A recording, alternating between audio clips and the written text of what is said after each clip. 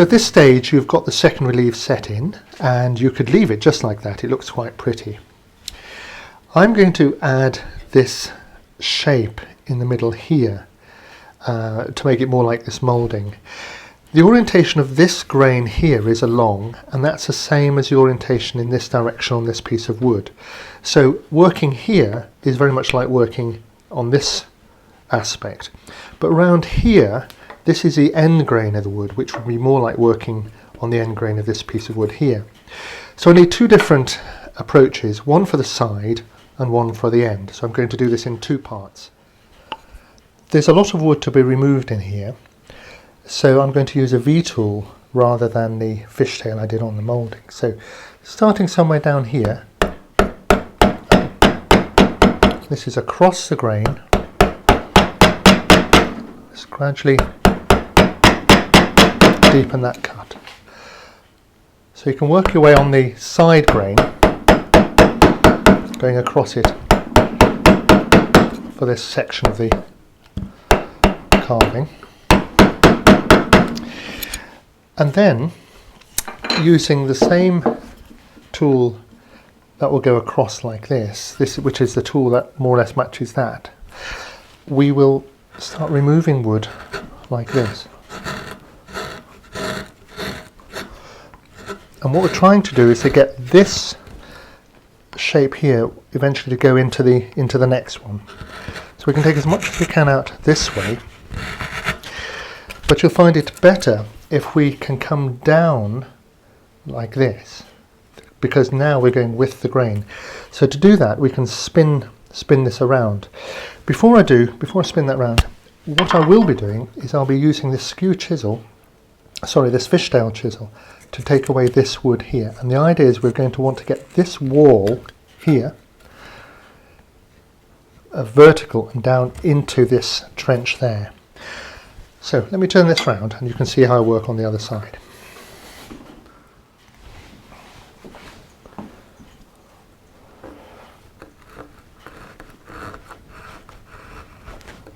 So from the side like this, I can come over and slice down like this. So this is all working with the grain.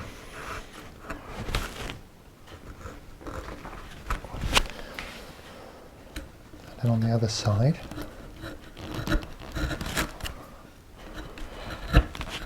trying as best I can to run that line down the middle, and then taking a little bit off here and keeping the wall as vertical as possible. What I don't want to do is sort of stab into that wall and make it untidy, so make sure that's clean there. We're going right down into that centre there. Okay. So we can smooth these as best as possible. This is a very hard wood. We can leave it slightly tooled like this, but what I'd like to do is I'm going to actually sand these and get these very smooth. So before I sand them, I'm just going to make sure that I've carved as best I can so that I have as least amount of sanding as possible. So this groove here will match across to this side here.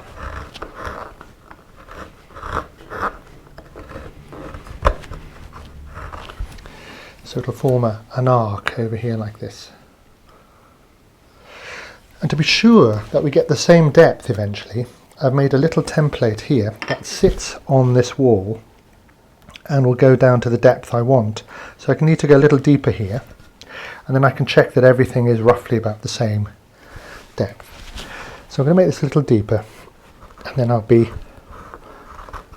cleaning it up and sanding it off.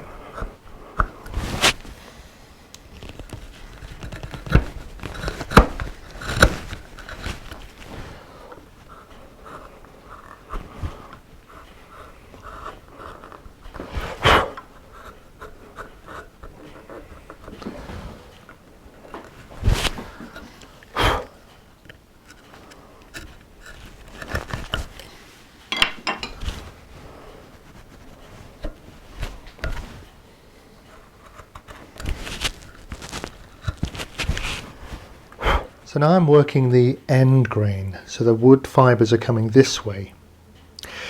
If I was to do what I just did and mallet this V-tool up the middle like this, there is nothing behind this wood here, and there's a real danger that this section literally pops off. I can knock that straight off. So we don't want to work up here like this. We need to work everything in this direction here. So I'm going to turn the piece around again so that I can work from this side down. So from this direction here, this is all downhill on the end grain. I didn't mention it before, but really we're only going to take this cut to say about a third of the way from the bottom, something like that. So we can use this mallet and come in from the top. What we must be careful of is not hitting this wall as we drop the V-tool.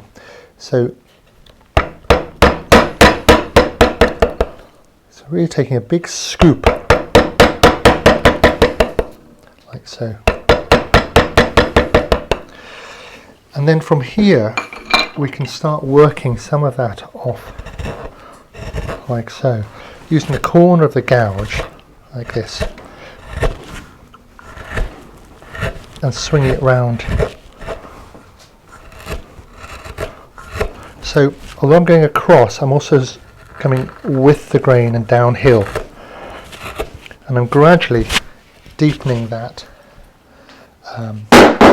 little groove here.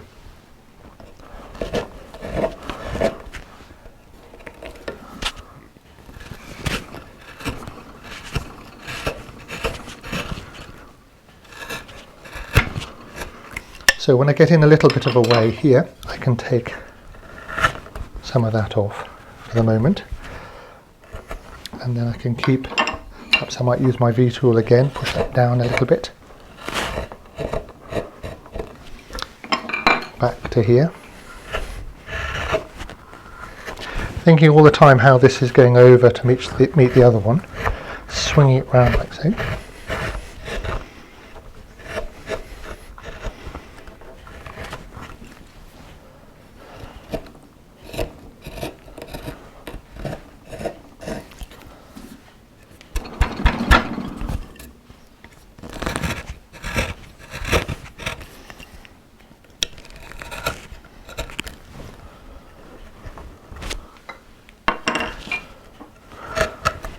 So I'm gradually deepening this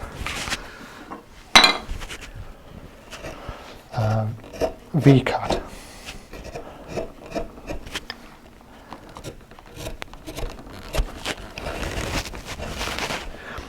One side, then the other. Slicing cuts from the corner.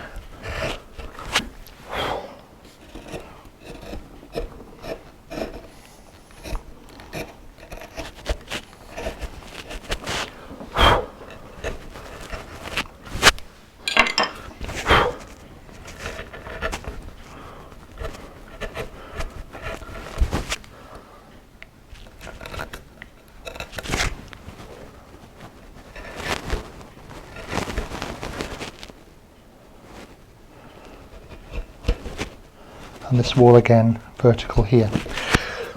So that's the basic method of doing it, down into the corner and slicing this way at the same time. And the V grooves on either side begin to be a mixture of doing this way and more of the side on way. So between the two methods you should be able to clean up all these centre petals and get them as tidy as possible, checking again with your little template that everything's going to be the same depth, and then we're ready to sand these over. So make sure you've got a nice line going across between them. When this is carved as smooth as possible, you can sand it even smoother. I'm starting with a 240 grit, that's quite a fine paper, and I'll work my way all over these outer leaves and into these crevices here. Then I'll damp it and refine it so it'll be very smooth, very polished, very sculptural when it's finished. The top you can just do with a flat piece of paper on the board.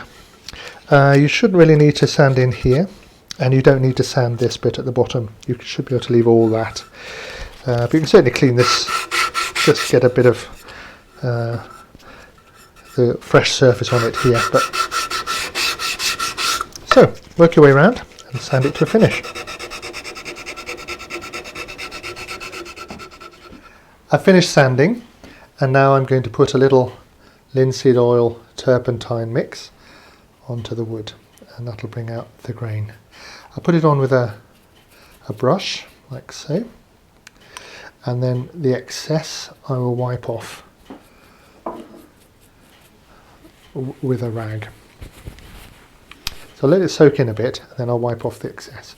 But the brush will enable me to get it right into all these corners here, soaking into the wood.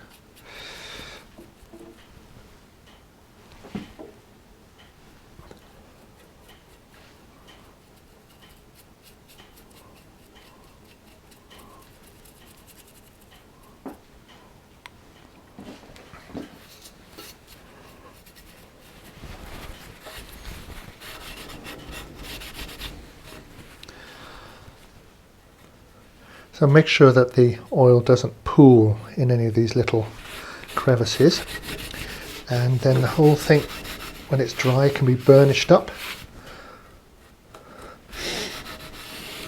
and kept fresh with a little wipe of oil now and then.